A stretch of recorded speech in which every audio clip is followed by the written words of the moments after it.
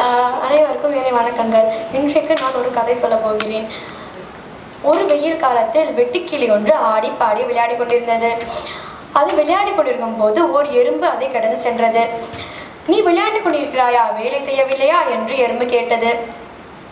நீயும் என்னோட விளையாட வருகிறாயா, வா நம் இருவரும் சேர்ந்து விளையாடலாம். இல்லை இல்லை, எனக்கு வேலை இருக்கிறது. வேலை வேலை வேலை, நீ எப்போதும் அதை தானே செய்து கொண்டிருக்கிறாய். என்னுடன் விளையாடுவதற்கும் பாடுவதற்கும் உனக்கு நேரமே இல்லாமல் போய்விட்டது.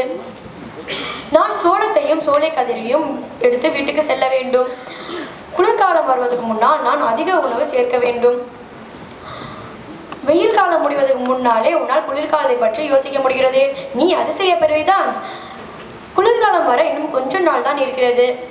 அப்போது உணவு தேவைப்பட்டால் நீ என்ன செய்வாய்? நீயும் இதை போல செய்யலாமே. நான் இப்போது குளிர்காலத்தை பற்றி கவலைப்பட போவதில்லை.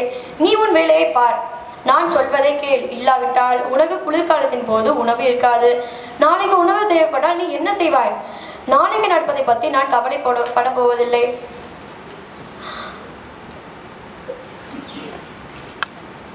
நடப்பதை பற்றி நான் கவலைப்பட போவதில்லை.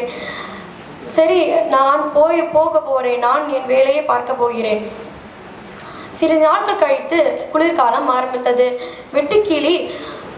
வெட்டுக்கிளியிடம் இருந்த உணவு முடிந்து விட்டது. அது பசி தாங்காமல் தவித்து கொண்டிருந்தது. தான் எறும்பின் பேச்சை கேட்டிருக்க வேண்டும் என்று எண்ணி அதை நம்பி பார்க்க போனது. எறும்பு நண்பனே, எனக்கு மிகவும் பசியாக இருக்கிறது, கொஞ்சம் உணவு குடிக்கிறாயா? நான் வேலை செய்யாமல் விளையாட்டுத்தனமாக இருந்து விட்டேன். அதனால் இப்பொழுது என்னிடம் உணவு இல்லை.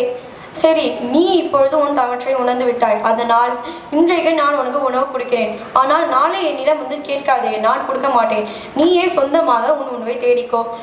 சரி நண்பனே, நான் இனிமேல் என் வேலையை பொறுப்பாக செய்கிறேன்.